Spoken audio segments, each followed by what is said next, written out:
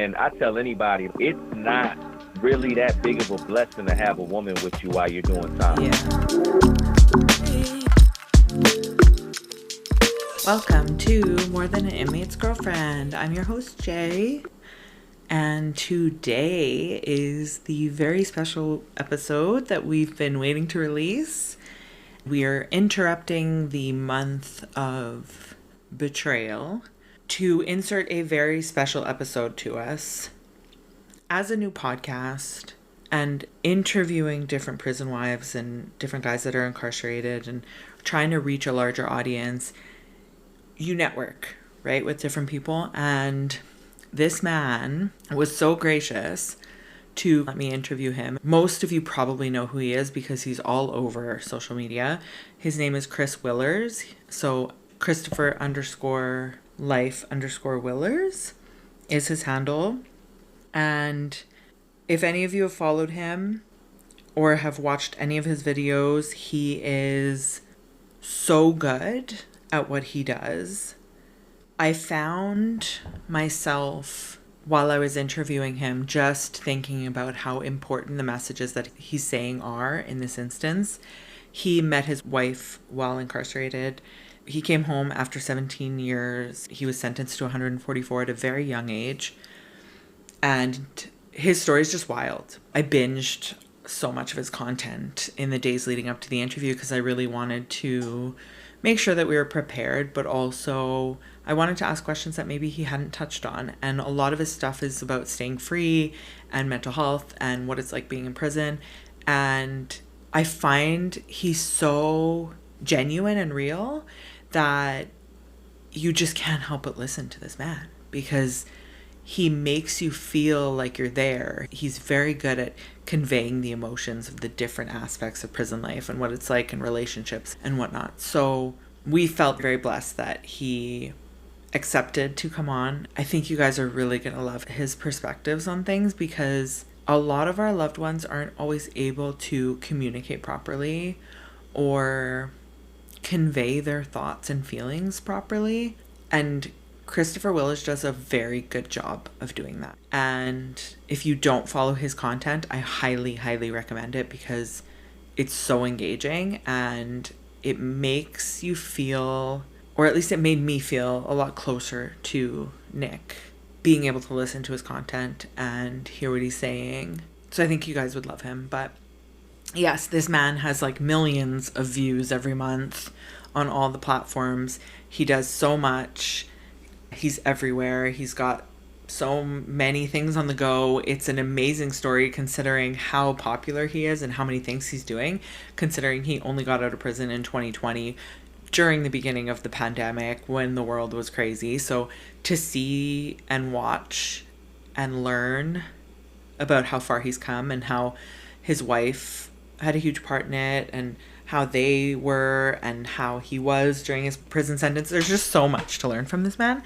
AJ and myself feel really blessed, and even more so that his wife has also accepted to come on. So we will have a future episode with her, which I cannot wait to interview April because there's his perspective on what happened and how they got through their struggles of post-incarceration. And I want to hear her side. And I think everyone's going to want to know her side and learn her side because part of the work that they do is working with couples as they reintegrate into society after loved ones are released from prison. Part of the many things that they do, but I really think that that's why their opinions are so valuable. So I think you guys are going to get some good, real, raw opinions backed by people that not only have experienced it, but work with it every day, right? For the episode, just wanted to touch base on a few things. So most of you are aware that D is in Connecticut if you follow us on social media. AJ, who is our behind the scenes co-host, AJ's significant other is in Connecticut, and there is a bill currently going through legislation that is, I think it's 70-33, if I'm not mistaken. And essentially there was a bill that was passed a couple years ago that gave people earlier eligibility for parole, but it was between certain times. So I think it was between 2005 and 2011. So this new bill would open it up to everyone, which would make D eligible for parole immediately. As of right now, he's eligible for parole in 6 years, I think. So this is huge. This is huge for AJ, huge for D. We are praying every day that this bill continues to get through legislature. And Connecticut is a lot more progressive in prison reform than Nebraska is, where Nick is. But there was something on Friday. LB 50 passed, or it didn't pass. Guys, I'm not even kidding you when I tell this story. You're going to be like, Nebraska's in the dark ages, but they really are. So LB 50 was a law, and there's a lot of components to this law, but part of it was basically making people eligible for parole earlier than they currently are by a few years, potentially. Not all of them, but some of them. And the Attorney General essentially tried to fight it and appealed it. I guess appealed the law. I don't know if that's the right terminology, but it was going through the court system where they were like, no, we don't want it to be retroactive because then you're taking away the power of the parole board and the sentence that these people were given. So we'll let you do it moving forward, but you can't put it retroactively. This bill affects 1,800 people that are currently incarcerated. Nebraska only has like 5,700, I think, that are incarcerated right now. So 1,800 people that would be affected, that's huge. Well, that bill is in 2023. It has been in the courts ever since. Friday, the Nebraska Supreme Court came back and said, actually, legislature, senators are allowed to make things retroactive. Which, like, I'm sorry, everybody does that. Like, literally I don't understand. I really, like, laws are not my thing. And it doesn't make any sense to me. But anyways, the point is, Nebraska Supreme Court came back and said, yes, it is retroactive. So it's such a huge step in Nebraska prison reform. And even though this doesn't apply to Nick, it applies to so many people that are over-sentenced, you know? So we're very happy about it. And hopefully they're going to make those changes pretty quickly here. Please continue to follow and share the podcast. We do want to get to as many people as possible.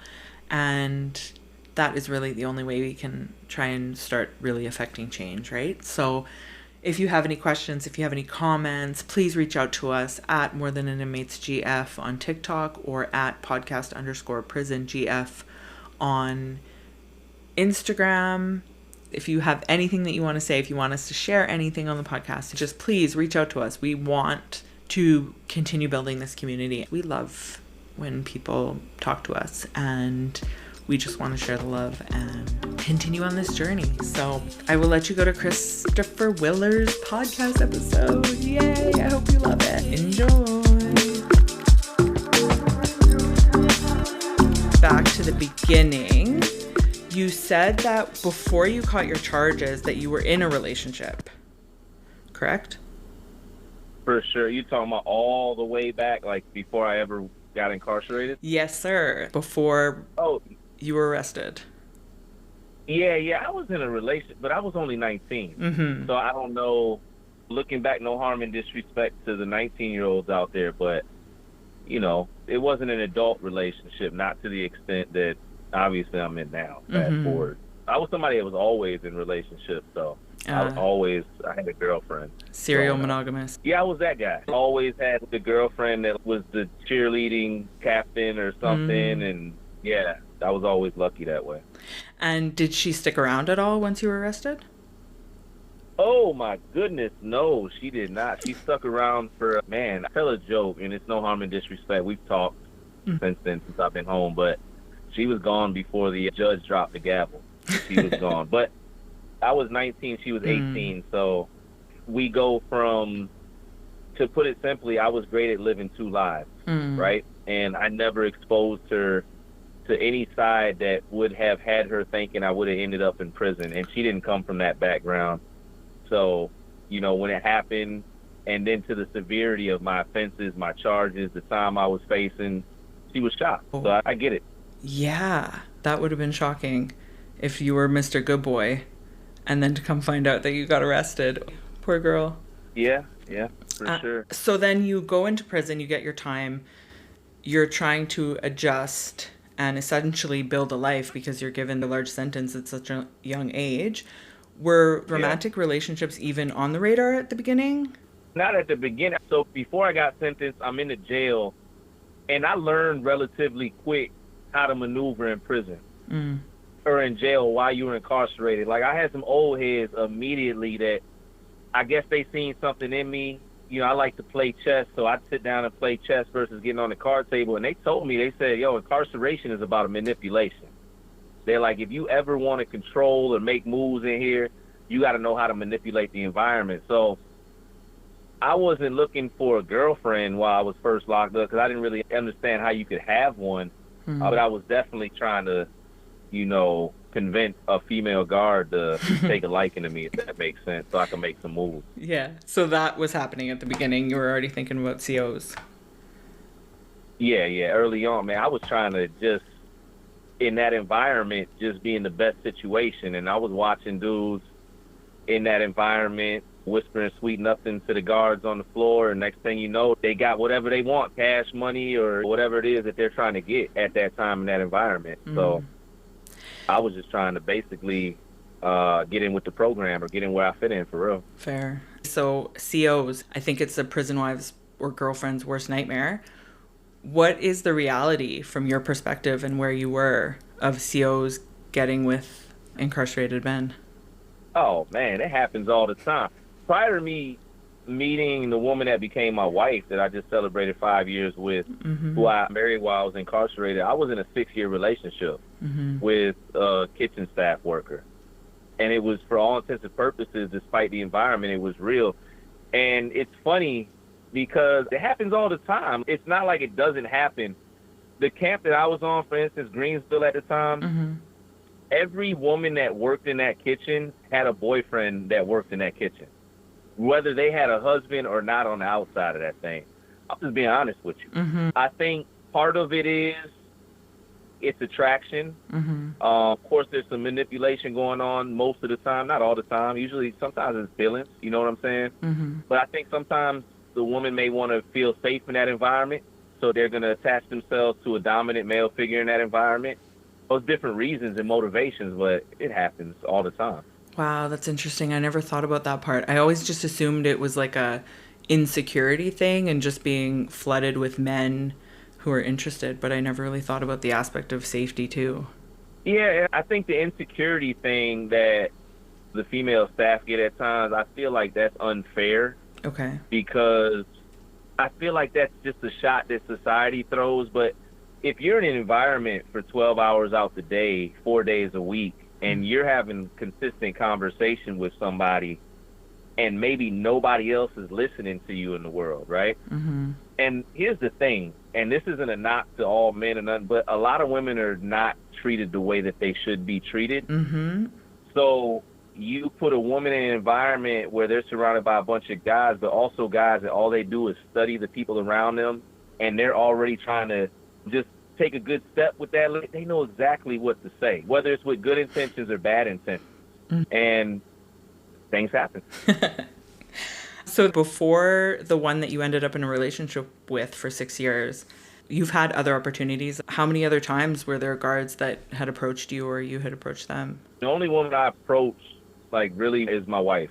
And my wife never worked in the system at all. I was introduced via a homeboy that married his wife while he was still on the inside. But while I was incarcerated, the first time I had a female staff member hit on me, I was young as I don't know what. I was probably still about 22 and had made my way to a level 2 road camp, working in the sewing factory. She was a temp worker, and that was it. We're having conversations. Nothing happened, but it showed me that things could happen. Like, there were some lines that came close. So I was like, okay, I can get the attention of a woman in here. Even though I'm surrounded by 1,000 dudes, for whatever reason, I stuck out to her. I could stick out to some other ones, right? And I don't know, for me, I had other situations where I'm on a higher level, level 4, and I had a guard walk up to my cell and tell me to stick my hand in her pocket to grab a note out that she wrote. Oh, my gosh. Yeah, I mean, it happens, right? This is the environment. But the relationship, the 6 year, that was just pure, I was working around her, we're having conversation, we're talking about family, and then next thing you know, a month or two of consistent conversations and natural feelings just happened and occurred. And did you ever think about using her for other means, like for any of your hustling or bringing in contraband? Was there any point where you wanted her help doing that, or did you ever consider that, or did you keep it very separate with her? No, yeah, I kept it really separate. Like, I guess that's how I was in the streets, right? Like, if you were my girl, I wouldn't put you in any harm or involve you in that stuff. So there was enough risk just talking, just that part, fraternizing, if you will. So Yeah. that was it. You know what I'm saying? It never even crossed my mind. And it didn't even cross my mind, not just because of her sake. I was at a place where I didn't necessarily want to take certain risks if I didn't have to. And I was good enough hustling on the inside. I didn't have to take risks from the outside. Not like that. Right, fair. How long were you guys together before she decided to quit to save both of you, I guess? So she was, wow, it was some months. It wasn't a year. It was some months, and it was unexpected. I remember being in an environment, like, legitimately had feelings, like waking up, looking forward to going to work so I could see her there, all that good stuff. And I also remember that she was the lady on the camp that everybody wanted, not just the guys that was locked up, but the guards. And I understood by this time how prison worked, and I used to tell her, like, yo, if the sergeant hollers at you or tries to make a joke, laugh. Like, it's okay, it's cool. But the feelings were so real that essentially what happened was it couldn't be denied. There's a place where two people can be in a room, they don't have to be saying anything, and you can just tell something's going on. Right. And Sergeant, I think he kind of identified what was going on between her and I, the fact that we were kind of talking or whatever, but he couldn't really pin it. And he kind of made an advance on her. She responded negatively to the fact that she kind of clowned him, joked him in front of his coworkers. And then at that point, he just started to apply pressure and told her, like, yo, if you don't tell us who you're talking to or write something, you got to go. So instead of her writing that so she could save her job, she left. But fortunately, she had something else lined up. But I felt like crap. I felt horrible. Yeah, I'm wondering about that. If you really cared about her, which sounds like you did because you were with her for so long after, I can't imagine what it's like for you to be partially the reason why she lost her job or she quit her job. What was that like? Yeah. Oh, man, it was guilt for sure, because I'm not one of them guys that's just totally oblivious to things. I was always considerate and concerned with her job to the point where we never crossed any lines, like physically. Oh. Yeah, it never got to the point where it was like that. It was literally hours of conversation. When I say cross line, it wasn't anything crazy, but I was just always really concerned because dealing with her at that time, I really thought I was going to marry her. I thought I was coming home to her and spending the rest of my life with her. So my intentions with her were to move as much as possible like her man. And even though it wasn't a situation she should have been in, I still try to protect her from it. Did you ever have any concerns of any jealousy or anything? Were you worried at all? Oh, yeah, because everybody tried to holler at her and try to get her attention or whatever. I guess the main thing I was worried about was people just talking, just running their mouths. And that was really it. In that environment, as a man, you get the attention of a woman, you can feel pretty confident. I guess there's competition just like in real life. But I didn't worry about that. In my mind, I was like, this is very real, we're good, but prison is like high school. So somebody can see the smallest thing, and next thing you know, they've told 17 stories about it, and it's on all the prison yards. And that was what I was scared of. And did you tell a lot of people? No, not at all. Okay. The guy that worked with me, which was my coworker in staff dining, he knew. And essentially, that was it. Wow. Yeah. So afterwards, you guys stayed in touch, obviously, and she wrote you that letter, and then your relationship continued. What was it like trying to balance it while you were incarcerated? This is the first time that you're in a relationship while you're incarcerated. What did it feel like? It felt like I was connected to the world again. And I think looking back, that's what I fell in love with the most. And just being transparent. I loved her. But I think I loved her more for the fact that she connected me to freedom again. She connected me to the world. Somebody acknowledged me. Somebody seen me. And even though my intentions were good, I wasn't trying to manipulate or coerce or anything. It's like, at the end of the day, I think that's what it was. Because you're so deprived in that environment. Simple affection, you go without touch for years, and then you have that. It could be a hug. I remember the first time we hugged and didn't want to let that go. So it just felt good in the sense that she came back, that she wrote the letter, she didn't forget, and that was it. We were able to keep going, and I felt alive in a place where it's set up for you to feel the opposite. Right. Then afterwards, you spoke previously about how you tried to help her because she'd lost her position for a while, and you decided to try and do something and bring some contraband in and whatnot. But it sounded like before that you were kind of on a really like straighter path, for lack of a better word.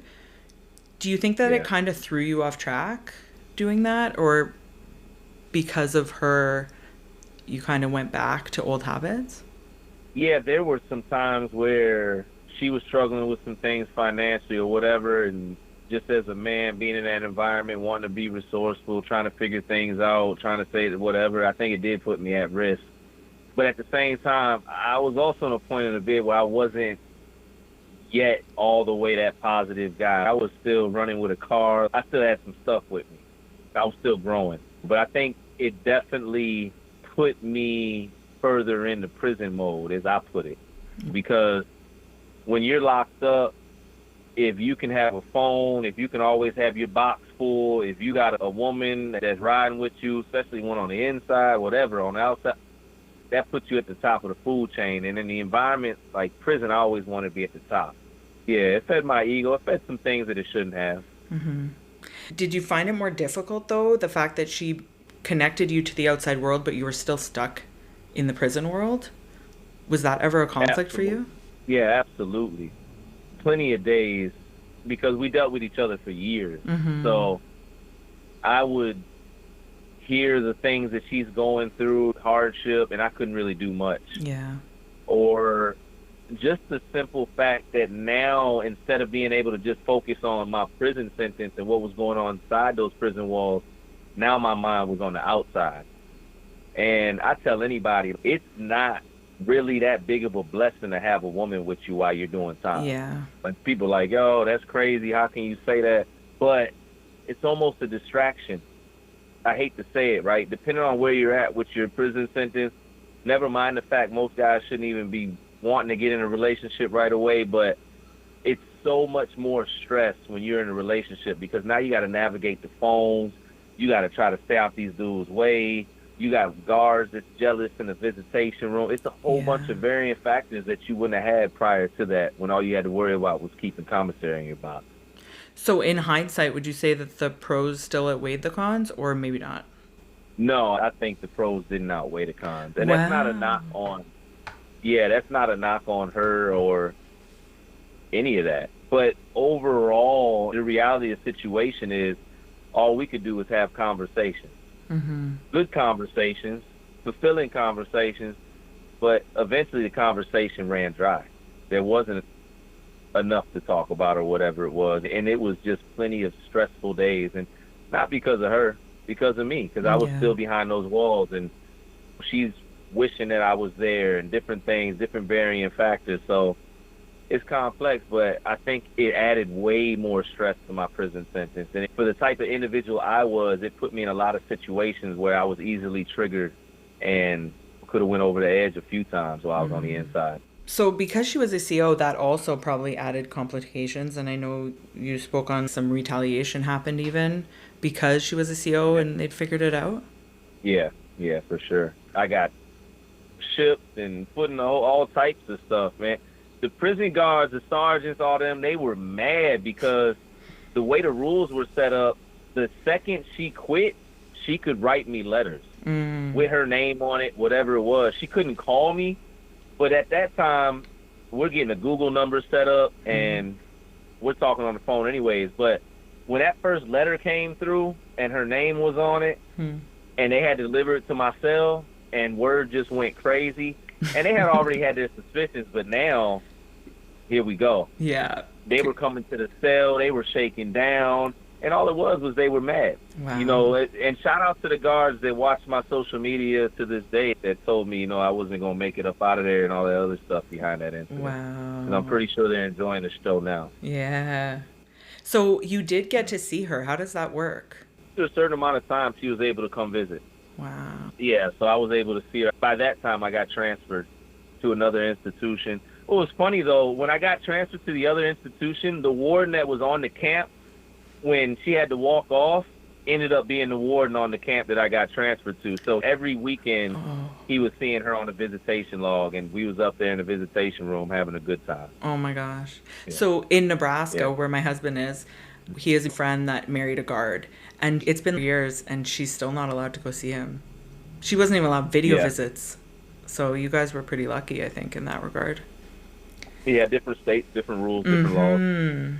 So in the middle of your relationship, it sounds like was when you started drinking more and substance abuse became a thing.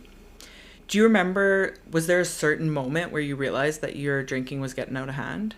Anytime I had 3 or 4 of the guys that was making hooch in there on contract, it was an issue. It was out of hand. I had guys delivering clear to the cell 5-6 nights out the week. I'd come out the cell and I might do some push-ups. I start sweating. I got to go take a shower. I got to do something to try to get it up off me. But it was just a problem. But I was already depressed in that environment, away from the world. And then I volunteered for some additional stress when I got in that relationship. Yeah. Not really understanding the weight of it all. And also because I was in it with right intentions. A lot of guys, they don't care what happens to their girl on the outside because they're not going to be with them when they come home. But me, I thought this was going to be my wife. I thought we were locked in. So when she was going through something, I would sit there all day just thinking about it and couldn't do nothing about it at all. And it just was a bad combination. Right. Was there a reason why alcohol was your drug of choice? Because we all know that there's tons of options in prisons. No particular reason. It was just really just accessibility and also being able to pass the year analysis. And really that's it. If they came in to shake down where my cell was at, because I had paid to get moved into a certain cell, by the time they came down there, all that stuff would have been in the toilet. That would have been that. And then the charge for that was only a 200 series if you got caught with like just the bag or whatever, and it wasn't that. So for me, it was just risk assessment. I was always trying to calculate things in there. That's insane. How you evaluated the risk of which drug would be the best. Yeah. I got good at prison, and I'm not saying that to brag. It's not cool to be good at prison, but I wanted to survive, but more importantly, I wanted to live in there. I love doing things that weren't ever done if I could in that environment, or things with the COs and be like, oh, you can't do that. Okay, watch this. I'm going to figure out a way. Yeah, that's just, So did she know that you had a drinking problem? Yeah, for sure. And that's one of the reasons I was attracted to her. She was somebody that was extremely positive and always trying to convince me to not go down negative paths, including that. She was hell-bent on just trying to, get me to see the value in me. But I was out of my mind when I was locked up. Yeah. All these guys that they talk about, they're well put together, they're good to go. Every time I hear that, it's about 3-4 months later I get the call. Yeah. They done hit a wall or something. But I was out of my mind far before I came home. So she was trying to keep me balanced, but she couldn't. Yeah. Not from the outside in, and vice versa. In hindsight, do you think that there is anything that she could have done? No. Right. No. There's not a person in anybody's life that can make somebody stop drinking or be positive. That's not how it works. At the end of the day, the individual's got to make the decision. And they make the decision when they're ready to make the decision. And that's that. Individuals got to save their own life. Yeah. And she said so many words and so many truths and all that, but I had to eventually be so dissatisfied with what I was going through that I wanted to make the change myself. And what made you make that change? I didn't make that change. I didn't stop drinking until I came home, but... Oh. You had moments of sobriety. I had moments, but right when I came home, right before the pandemic, I got fired right back up. But at the moment of just trying to be positive and just get home to her, it was just whatever I could do to just get home as fast as possible. So I was definitely trying. I was going to church. I was doing different things, anything I could do that was positive, and I wanted to make her proud. I had this thing while I was on the inside in prison where it was like, if my people could turn on a camera and see me, even if I was in prison, they should be proud of me then too. Wow. You know what I'm saying? So Yeah. yeah, I started to make some changes, but it was still a tug of war. Absolutely. At what point would you say that your relationship started going downhill?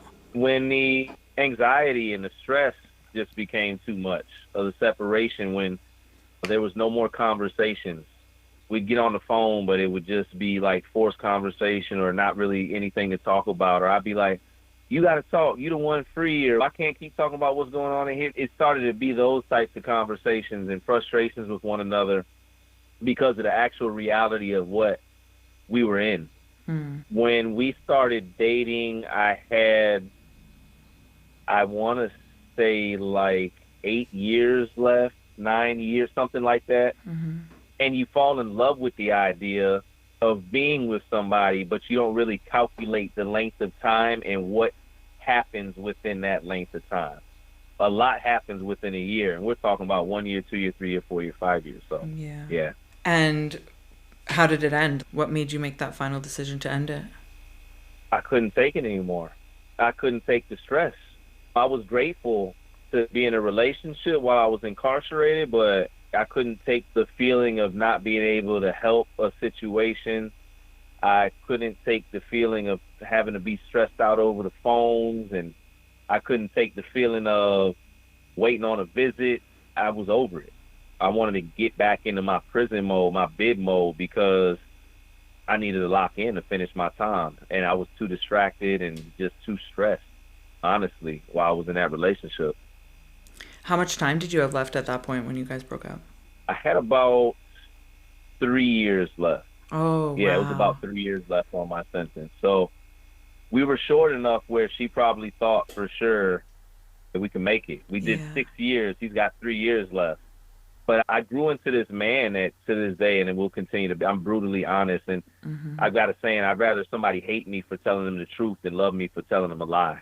So I knew if I came home to her, I wasn't going to be with her. I knew I wasn't going to be faithful. I knew I wasn't, and I didn't want to have her working towards that as I'm getting closer to the door, and then it's a false expectation. So I just confronted it, and I did the work, and I told her the truth.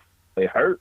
It hurt. You know what I'm saying? Because, like I tell people when I'm talking to young men, just because you ended with a woman doesn't mean you don't love them. Yeah. It doesn't mean it wasn't real, that all the experiences and everything you shared, but you may love them so much that you came to the conclusion that y'all being together in a relationship isn't it, and that's what it was.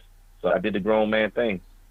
And how did she take it? It's mixed emotions, right? A breakup is a breakup. So initially we were able to have conversation, but I don't think there was belief behind that conversation if that's what it was. And then there was some consistency with action behind that conversation. So there were some moments where I was still reaching out and blurring the lines and getting some emotions flared back up, and it was that type of thing until finally I was able to be strong enough to set that boundary, because she couldn't call me. I could only call her. Right. And I needed to really set that boundary. In hindsight, do you regret the 6 years? Do you wish you would have set her free earlier?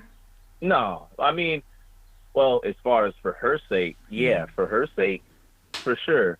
But at the same time, talked to her 4 days ago, and to this day we tell each other thank you, because we grew up. Like, we went through a lot of stuff. We had to figure out things mentally. We got tested. We got tried. We shared a real moment out of our lives. So the same way I credit her for helping me mature, because when you're in prison, your growth gets stunted. And when I was in a relationship with her, she was a grown woman, and here we go. And I was exposed to some real life situations, and she helped me grow up a little bit. Wow. But also, she'll say the same thing about me, that I challenged her to grow and do some things as well in a positive way. So I think that's why we're still cool. Yeah, you're lucky. So my husband has known someone that was really close to him that he lost him to suicide because his wife left him while he was inside. And it makes me wonder, and I know we talked already a little bit about these relationships and maybe how they're not really that worth it while you're incarcerated. Did you Hmm. experience that with your friends inside? Did you witness a lot of relationships ending and the impacts that they had? Yeah, inside, outside. I always tell people I feel like it's an 80%, if not more, 90% failure rate. Me and my wife, we knew a bunch of couples that were married, not married together, long, whatever. And respectfully, definitely not a knock to anybody, but we're the only ones still together.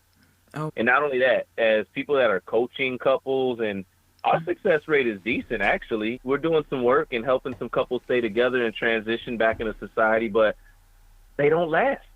They don't last, and it's not always because of the two individuals that are in the relationship. Sometimes it's the things around it.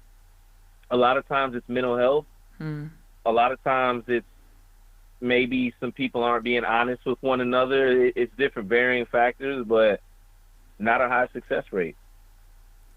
And how did you move on from that relationship after it ended? What helped you get through? I would say I just tried to live.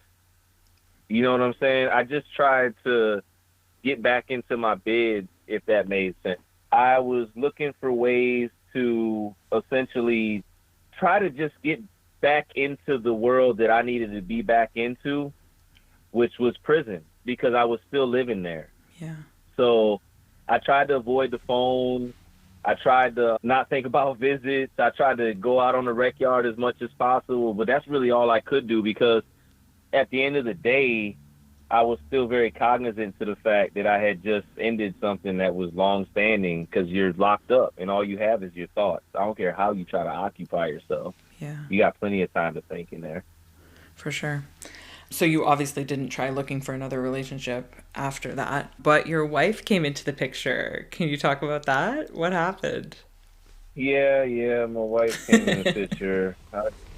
It sounds crazy when I tell this part of the story because people be like, yeah, right, da, da, da. I was exhausted. And again, it was because of me. My past relationship, she might have created 15% of it. I definitely held down to 85. Mm-hmm. But I was just exhausted by the process of relationships. I just wanted to focus on me. And I'm one of those people, I get so stressed, I shut down. So when I shut down that thought of being in a relationship, I experienced it. I done went through the whole gambit. Da, da, da. I didn't want anymore. But what was going on was I was facilitating programs in the institution. I was able to lecture different colleges coming into the prison. So all these different things that you typically wouldn't get the opportunity to do while you're incarcerated. And I was able to facilitate a seminar called Building Better Relationships. And here's the messed up part, and it's just the truth though.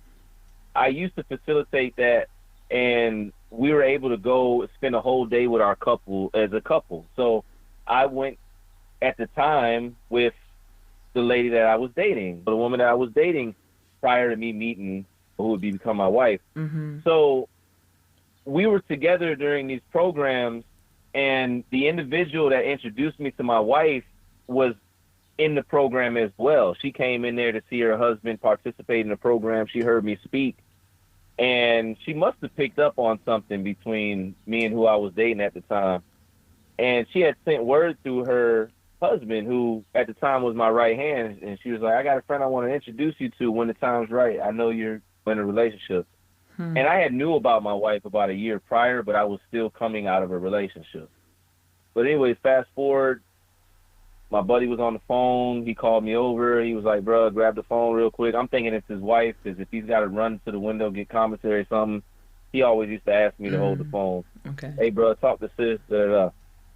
But it wasn't. It was April, the woman that become my wife. She was on the phone, and his wife. And she was like, I wanted to introduce y'all, da, da, da. And it was supposed to be about business, because I was running a nonprofit at the time on the inside as well. Mm-hmm. But within the first phone call, I knew she was going to be my wife. It was just a prison call. That was it. 20 minutes. What made you think that? She said, hello. I said, hello. She said, what's your name? I said, Life, because that's what everybody knows me as, or knew me as. She said, no, what's your mother call you? I was like, oh, okay. I like this. I like that right there. Mm-hmm. And then just good conversation. I could tell immediately in the conversation we probably had more things that lined up as far as interest. But at the end of the call, she asked if she could pray for me. And shoot, ain't nobody prayed for me but my mama and my grandmama and my aunt Sheila or whatever. My pops, before he passed, he told me if a woman prayed for you, that she might be the one. Oh. And I don't know, she just got my attention, so that was it. Was she looking for anything, or was it purely business for her as well at the beginning? I don't know what she was looking for. You're gonna have to get her up here Yeah. on your show because she's gonna say something. I don't know what, but maybe it was business. But I was quick on the draw, and she was acting like we weren't gonna talk on the phone. I could email her maybe or something like that. But within 2 seconds, she emailed me her phone number, and then we were having conversations, and it was all that. So Wow. it was a cool, organic interaction that grew naturally, and I Yeah. think that's what was good about it.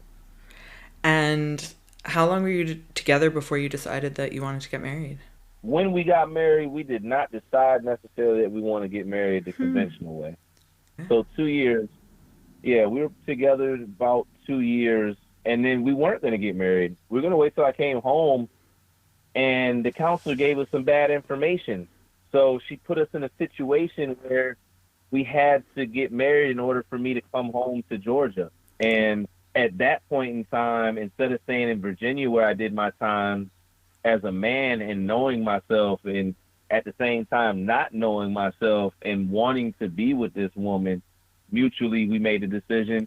In full transparency, I didn't want to come home and get tested. I'm in Virginia, she's in Georgia. I don't know where I'm at the time, but I knew my intentions were to be her husband, and the first step was go ahead and cross that line with her. And what was the wedding like?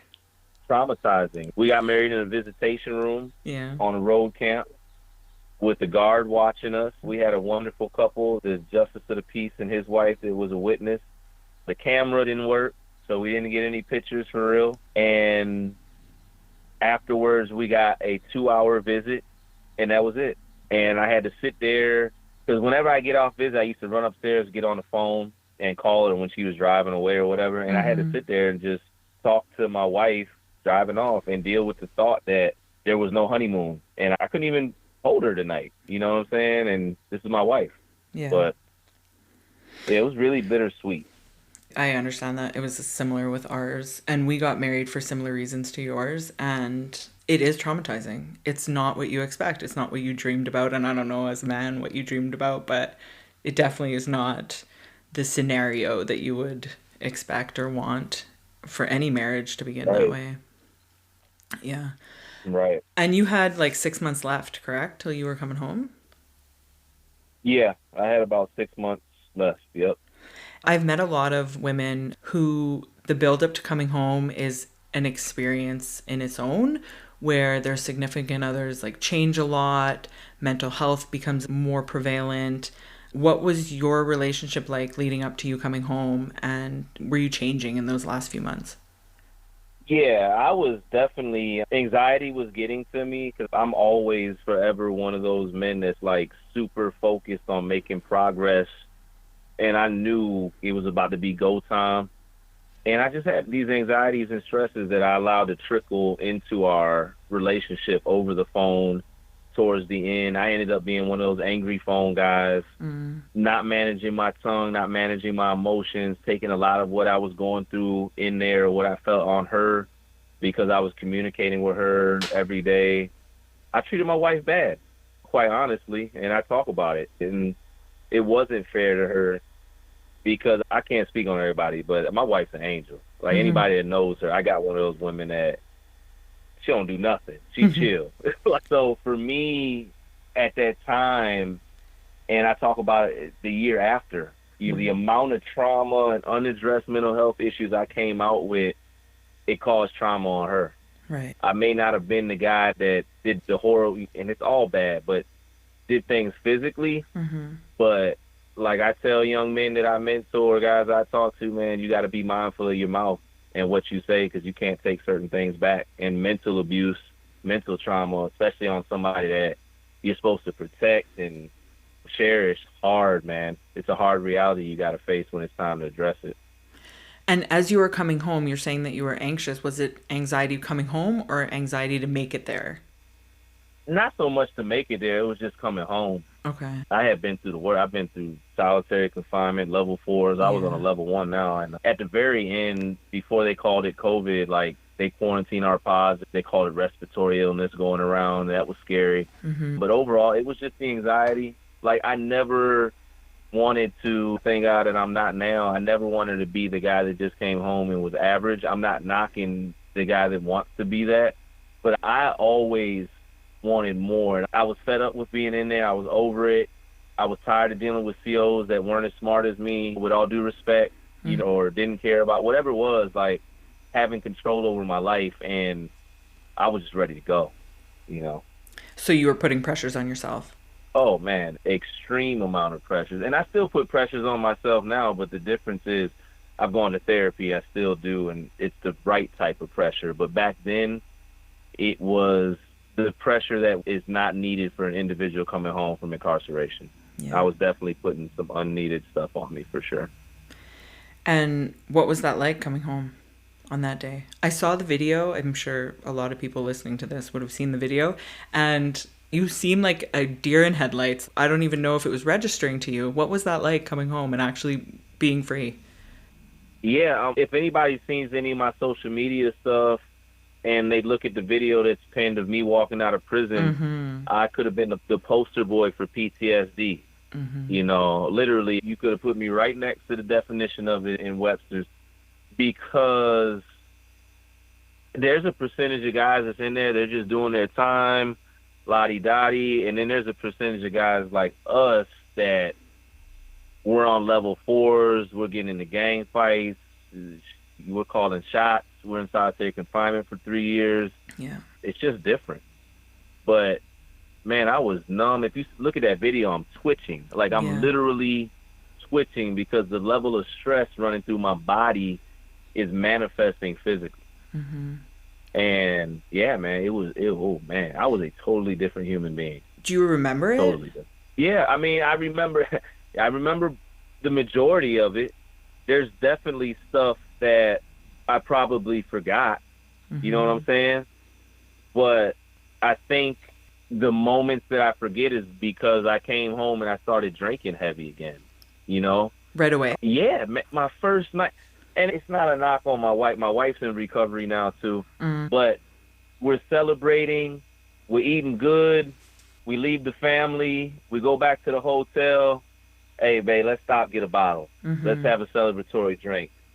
All right, cool. Let's have a shot and get in the jacuzzi or whatever. First night of freedom. That one shot turned into half the bottle. And then this would be my first time as an adult now being able to go to a liquor store. Right. Because I got locked up when I was 19. So, and then the pandemic was topping off. The world was upside down when I'm supposed to try to find good footing and reacclimate into society. Oh, nah. Were you sober before you left prison? Yeah, for sure. Yep. Yeah, Wow. I was sober. I was chilling. I was more militant. Okay. Did your wife know that you had a previous history with substance abuse? Not to the extent that she would learn about.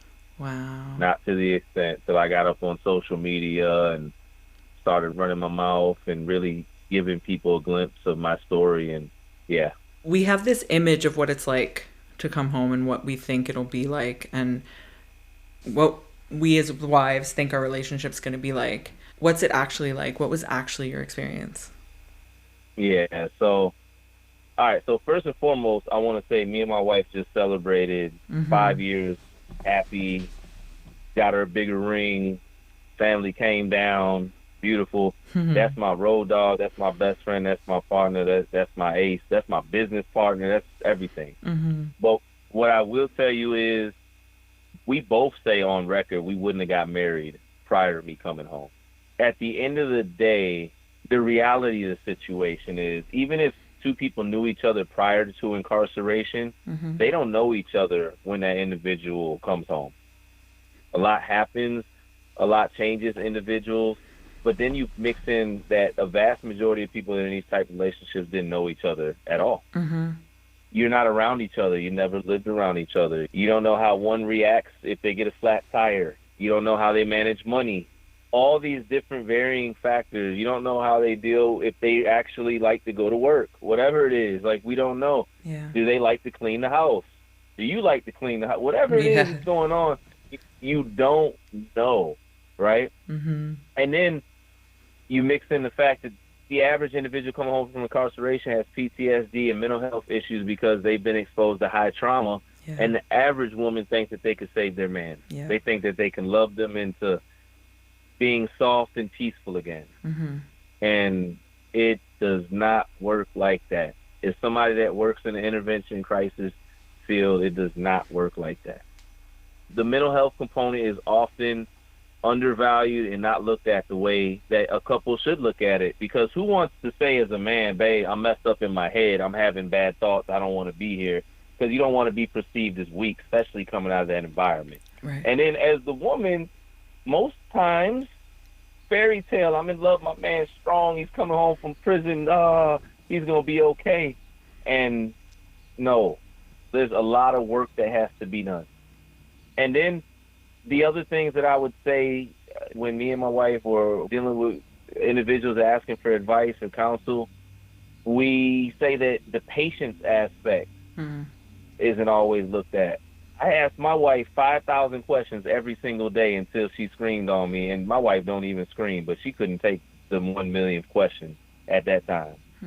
And that's just the reality, these uncontrolled varying factors. And then on top of that, a lot of times the two will get married and you move right in, and as the man, you're trying to call shots 9 times out of 10, or you trying to just get into this mode and you don't know nothing about life. Yeah. And then the woman's like, I've been out here, you haven't, at certain times and junctures, because decisions got to be made when you're working together, you're living together and in a relationship. But I can go on and on, but there's so many things that don't get looked at because, unfortunately, people fall in love with the thought of, the idea, the fantasy, before it becomes reality. And it's not to discredit anybody, because obviously, I just said, me and my wife celebrated 5 years, but man, we went through hell, and we did a lot of work that a lot of couples are unwilling to do. What was the most surprising to you that you didn't expect? In regard to the relationship or life or what? Yeah, like coming out, you have this idea of what it's going to be like. What was the most shocking for you? Oh, the pandemic. Yeah. The pandemic. Not only shocking for me, shocking for the world. I had this overwhelming thought that I did 17 years just to come home and die. I watched a good buddy of mine who had came home 2 months prior do his last live from the hospital bed on a respiratory machine or a ventilator before he died 2 days later. So it was scary, freaking scary. You come home and then they're telling you get a job and everything's closing up, and my wife got laid off. But I thank God, because one thing I always was, I was a hustler, and in the right way. I got on the back of that garbage truck because I knew them garbage trucks weren't going to shut down during the pandemic. I did what I had to do. I was selling hot dogs on the corner down here in Atlanta, MLK. I was doing everything in my power trying to stay productive during the chaos, but eventually the mental health still hit me up. Yeah, so you're doing all this stuff. Meanwhile, you're struggling with substance abuse and you're struggling with mental health and PTSD, and you're still trying to hustle? Yeah, legit. Yeah, I'm working on the garbage truck, and I had another part-time job. I'm working like a temp agency, moving furniture. Then I was setting up grills, selling Chicago-style hot dogs. I was doing everything because the same way when I was in prison, I didn't want to be one of them guys that was scrambling, trying to rub 2 pennies together. And I'm not knocking somebody that struggles or whatever, but I've always been under the understanding, like, if you got work ethic and discipline, you can get up and go get it. And that's what I did. And one thing I didn't stop doing through everything was working, and I was able to make progress. So, but there was obviously a breaking point at some point, right? Because you got sober. So what happened that made you get sober? Man, me and my wife went through, and we speak about it, so I'll speak about it. But we went through 4 miscarriages. Oh. My wife doesn't have children. I don't have children. And you come home, we got a house, we had the cars, we're working, we're surviving, we're building stuff. We got a salon, all this stuff. We opened a school. We were growing with the physical things, but mentally and emotionally just destroyed from 4 different miscarriages. And anybody that's went through that process, any woman or any man that's attached to that woman, it's not a one-day thing. It's a process, and you grieve and you try again. And for me, I had to get to know God, hands down. I broke to the point where I didn't want to be here anymore.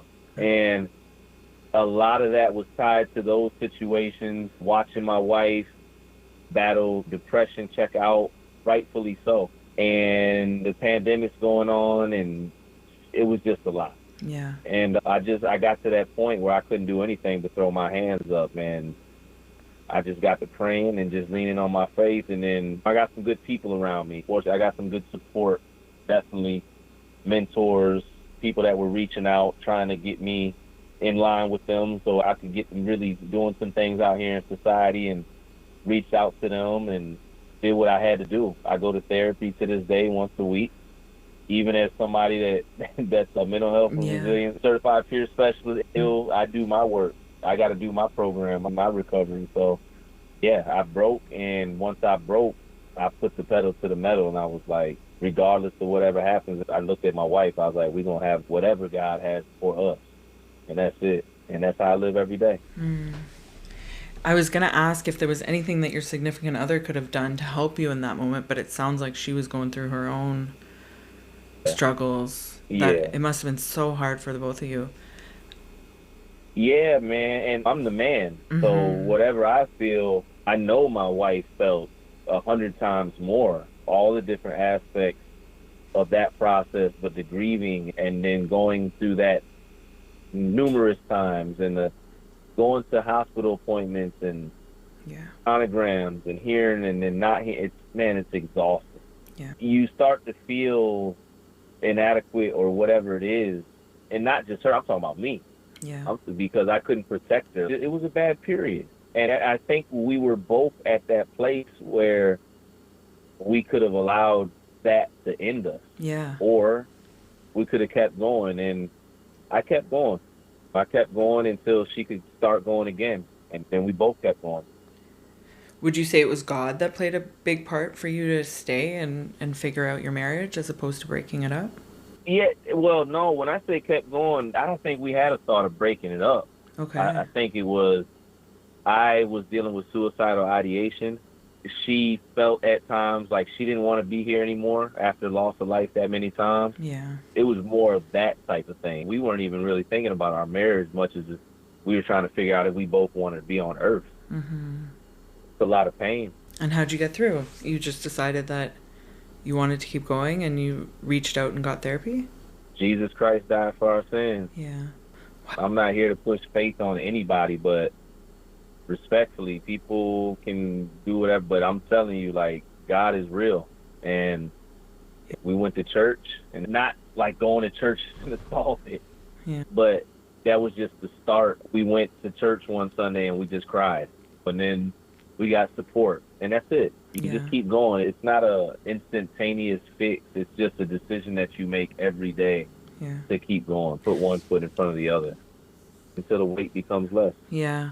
My husband was having a hard time recently. We've had a lot of issues with prison and trying to separate us and whatnot. And he wrote something pretty recently where he decided to just give it to God. Like, he was like, I'm at a point now where I just can't do it, and I can't fight, and I don't know where to go or what to do. And he was just at this total breaking point, and then he was like, you know what, I just have to give it to him because I can't do it. And that was a big changing point for him. So I relate to that when you speak, because he did something a little bit similar, giving in. Yep. My husband wants to know, he has a few questions for you. In hindsight, what did you need when you came home? Mental health support, probably mental health support more than anything, honestly. I was one of those guys, I don't know, I've always been able to network and get jobs, even when I was on the inside. So I think that was it.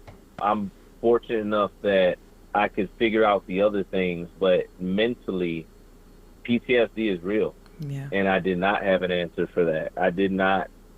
There was no pathway for me there. And fast forward now, as somebody that's working with men reentering into society, there's not a man that I haven't seen that didn't crash. I talk to guys and they're, hey man, I'm good. I'm great. They're super positive. They don't look nothing like I did in my video. And then 3 months later, they're calling my phone because their heart was beating fast. They started sweating, and they had to get out that room. Yeah. Yeah. He also wants to know, they have this running joke that Walmart's like the big scary thing when you come home because there's so many people and there's so much interaction and it just becomes this overwhelming event. But he wants to know, do you still feel alienated? Do you still feel like you're not connecting with citizens? No, not at all. But that goes in hand with the work that I do. I'm a social media influencer, and then I'm an advocate, activist, and organizer full time. So I'm always traveling the country, dealing with people, dealing with groups, facilitating trainings. I'm getting ready to do an event with 40,000 people in Colorado. Wow. So no, not at all. I'm a savage. And at first, yeah, I go back to that trauma. At first, it was more just anxiety, being in a new environment. But there was a point where I'm getting up and I'm going to get it. I don't want to be working in the warehouse till I'm 70 with my back broke. Yeah. And I knew that. And I knew it wasn't going to come from being scared to have conversations or being constantly nervous or any of that. So that's something I pushed past because I just wanted a different life. Yeah. So obviously, while I was researching the interview, I watched a lot of your videos and I feel it. When you speak, it was like I could feel the pain as you're talking about pain. I could feel the conflicts as you're speaking about these conflicts. Does that trigger you at all? Sometimes, but not to the extent. A couple weeks ago, when me and the wife laid down, I was like, yo, can you just rub my head? I'm not.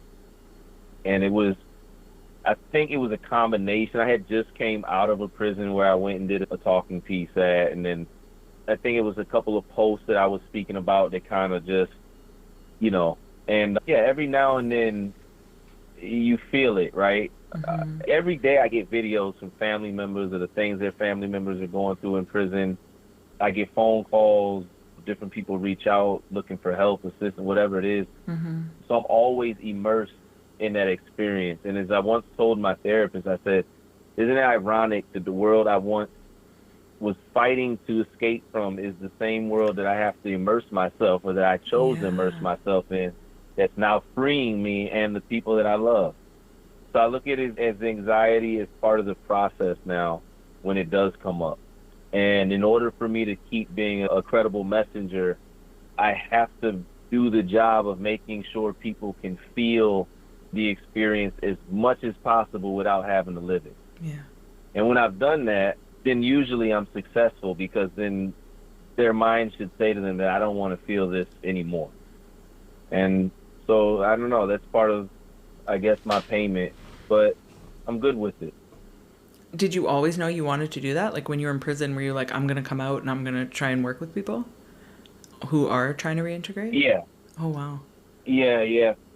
I've always been blessed. For whatever reason, God has always put me in positions, even when I was in prison, where I was able to be in leadership or just have a certain job that others didn't. But overall, I knew I wanted to help people. I knew I wanted to liberate people. I knew I wanted to do my part in stopping people from going to prison or the grave. And I knew that if I worked really hard, I could build a life doing that full time, just like anybody else. I just knew I would have to work like hell, and I work 7 days a week now. Yeah. So, but I'm living the life that I prayed for. Aww. And it's a blessing. And that's within a very short amount of time, because you got out in 2020, right? So within 5 years, you're living your dream. Yeah. In 5 years, I've probably lived 5 lifetimes.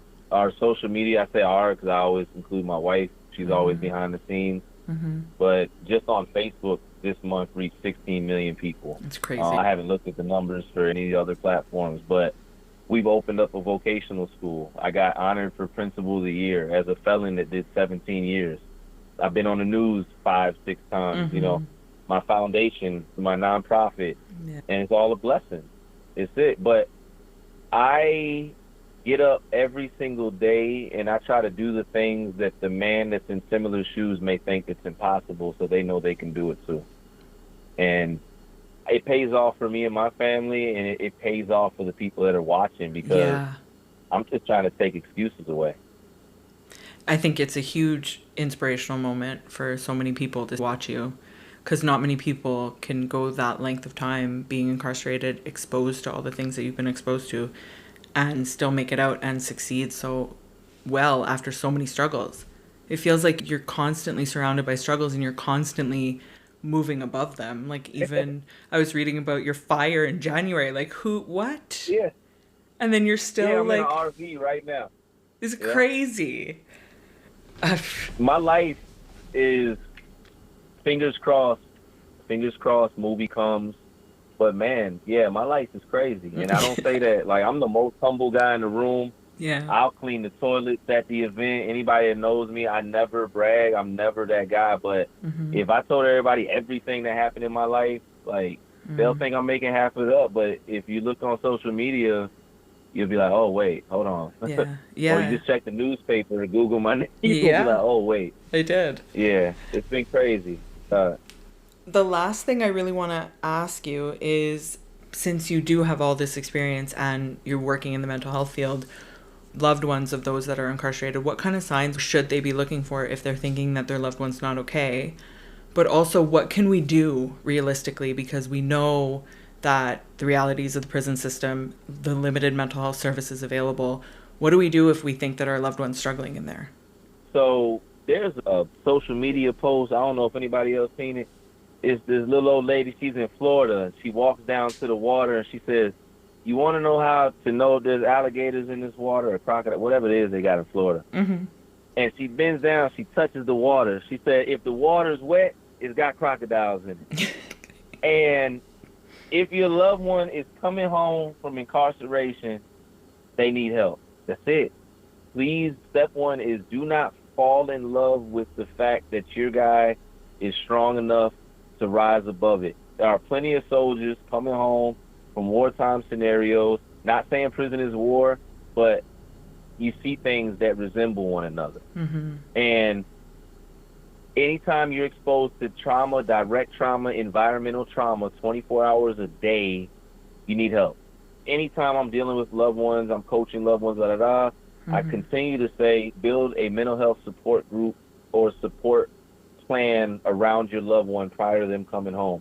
Okay. And what that looks like is literally, first and foremost, is identifying the actual people in that person's circle, your guys' circle, that's actually reliable. If there's nobody in your circle that's reliable, a shoulder to lean on, a trustworthy ear, that's okay. Don't force that. That's just something you can do. The next thing is to go ahead and book a therapist. You get on telehealth. I think with my insurance, it's like $10 a session. Sometimes it's free. If you don't have $40 to book 4 sessions a month, y'all shouldn't be married. We got to be able to pull together $40 a month and make sure we can at least do that. But there's also plenty of free mental health support out there, support groups. I facilitate one every Saturday.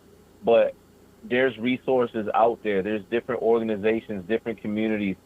Google and research for your community around you, but also look for programs in the digital space, because your loved one's schedule is going to be hectic, probably with work, probation, etc., whatever it is. So if you can get things digital and they work, that's cool, flexibility. But know your options. And also, to plug the certified peer specialist, the forensic peer specialist, Google that position up in your community. Okay. And what certified peer specialist is, they're individuals that have 9 times out of 10 been formerly incarcerated or have dealt with mental health, etc., that now have certifications to mentor and assist individuals with the same issues and situations. Wow. Amazing. Thank you so much. I feel like I've learned so much from you today, and I've said it a million times, but I so appreciate your time. I know you're really busy, and I know the platforms that you have and the amount of effort that you put into your work, and I cannot tell you how appreciative I am that you took the time to speak with me, and I cannot wait to speak to your wife. I cannot wait to speak to April and get to hear the other side. Her interview is going to be better than mine, I'll tell you. And I love anytime she gets the opportunity, and I tell her every time, talk about everything, because I don't know, who I was is not who I am, and I'm not ashamed, but there needs to be dialogue. So it's a good thing. So I look forward to having her on your show. I'm glad to support Thank you. more representation. There's a lot of negative and bad stigma or whatever, but true love exists. I just celebrated, like I said, we just celebrated 5+. And that's it, man. Keep doing the amazing work you guys are doing. Thank you so much. Well, you know? Take care.